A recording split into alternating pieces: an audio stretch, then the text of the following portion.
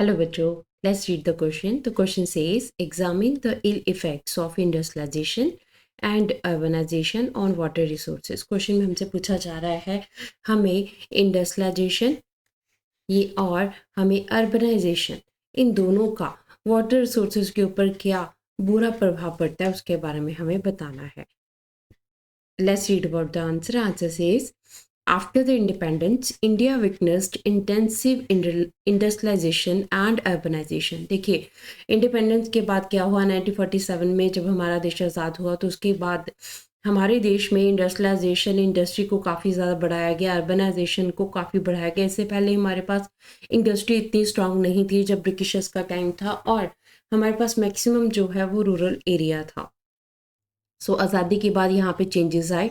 It created job opportunities for people. देखिए अब क्या हुआ इंडस्ट्रियलाइजेशन जब आए इंडस्ट्री बनी तो लोगों को काम भी मिलने लगा विच इन्हांस्ड इकोनॉमिक डेवलपमेंट. इसकी वजह से हमारे देश की जो इकॉनमी है वो काफ़ी ज़्यादा स्ट्रांग हुई. But it also give a negative impact on the water resources too. देखिए अब क्या हुआ हमारे पास कि जैसे इंडस्ट्री बढ़ने लगी इकोनॉमिक डेवलपमेंट होने लगा तो उससे जो है एक तरफ तो काफ़ी अच्छा जो है होने लगा बट दूसरी तरफ इसका जो नेगेटिव इम्पैक्ट है वाटर रिसोर्सेज के ऊपर पड़ा. So let's read what are the ill effects of the industrialization urbanization. क्या इल इफेक्ट्स पड़े, क्या बुरे प्रभाव पड़े, इसके बारे में पढ़ते हैं. Industries exert pressure on fresh water resources. देखिए इंडस्ट्रीज जितनी भी हमारे पास इंडस्ट्रीज हैं दे नीड वाटर, उन्हें पानी की ज़रूरत है. और पानी कहाँ से आ रहा है? पानी जो है हमारे पास फ्रेश वाटर ही यूज़ किया जा रहा है. So industries used a great amount of water as well as they required power supply which also maximum came from the hydroelectricity. देखिए इंडस्ट्रियलाइजेशन में क्या होता है, इंडस्ट्री में क्या होता है, अगर आप इंडस्ट्री चला रहे हो मास स्केल के ऊपर चला रही हो तो वहाँ पे आपको पानी की ज़रूरत है. आप कुछ भी काम कर रहे हो, आपके पास कोई भी इंडस्ट्री है, मिनरल इंडस्ट्री है, टेक्सटाइल इंडस्ट्री है या फूड इंडस्ट्री वर्क कर रहे हो, आपको वाटर की नीड होगी ही होगी. बट इसके साथ साथ आपको पावर की भी यानी कि बिजली सप्लाई की भी ज़रूरत पड़ेगी. और मैक्सिमम हमारे पास जो इंडस्ट्रीज़ की अगर हम बात करें तो हाइड्रो इलेक्ट्रिसिटी से हमारे पास जो है वो पावर सप्लाई का काम किया जाता है. अब तो इसमें काफ़ी चेंजेस आए हैं बट मैक्सिमम हमारा काम जो है वो हाइड्रो इलेक्ट्रिसिटी से ही हो रहा है. सो आइए देखिए कितना हाइड्रो इलेक्ट्रिसिटी हम लोग प्रोड्यूस करते हैं. तो 22% जो है of electricity is produce by hydro electricity.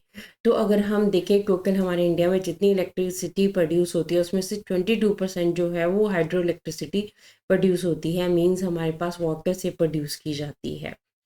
So urbanization also increased dense population which require more water resources. It's also a big problem. देखिए अब क्या हुआ, आपने इंडस्ट्रियलाइजेशन अब इंडस्ट्री सेटअप कर दी, इंडस्ट्री के साइड में लोग जो है रहने लगे तो अर्बनाइजेशन सिस्टम जो है हमारे पास आने लगा. अब जैसे अर्बनाइजेशन आया शहरीकरण बढ़ा, पॉपुलेशन इंक्रीज होने लगी. अब पॉपुलेशन इंक्रीज हो रही है तो no doubt what they require the water.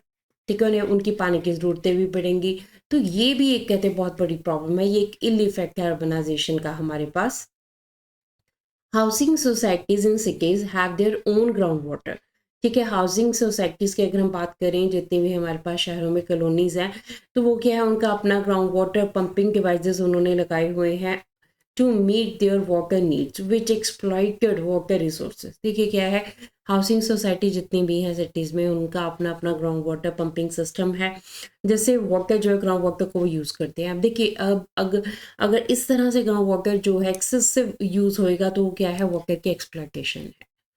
So due to the industrialization, rivers also turned into toxic streams, which also are threatening for us. देखिए अब इंडस्ट्रियलाइजेशन का एक और इम्पैक्ट अगर हम पढ़ें नेगेटिव इम्पैक्ट क्या है, इंडस्ट्रियलाइजेशन में जो वाटर यूज़ होता है उसको जब बाहर निकाला जाता है जो वेस्ट मटेरियल होता है वो सीधा रिवर्स में फ्लो कर दिया जाता है and that is a dangerous thing and that is making our reverse dirty. तो हमारी जो रिवर्स हैं वो इतनी ज़्यादा डर्टी हो चुकी हैं कि उनका पानी भी ख़राब हो चुका है. इस तरह से जो वाटर रिसोर्सेज को ना सिर्फ ये हमारे पास ग्राउंड वाटर रिसोर्सेज को ही फिनिश कर रहे हैं एक्सप्लॉइट कर रहे हैं बल्कि रिवर्स के वाटर को भी एक्सप्लॉइट किया जा रहा है. So thus we can say industrialization urbanization दोनों जो है उनके नेगेटिव इम्पैक्ट है हमारे पास वाटर रिसोर्सेज के ऊपर.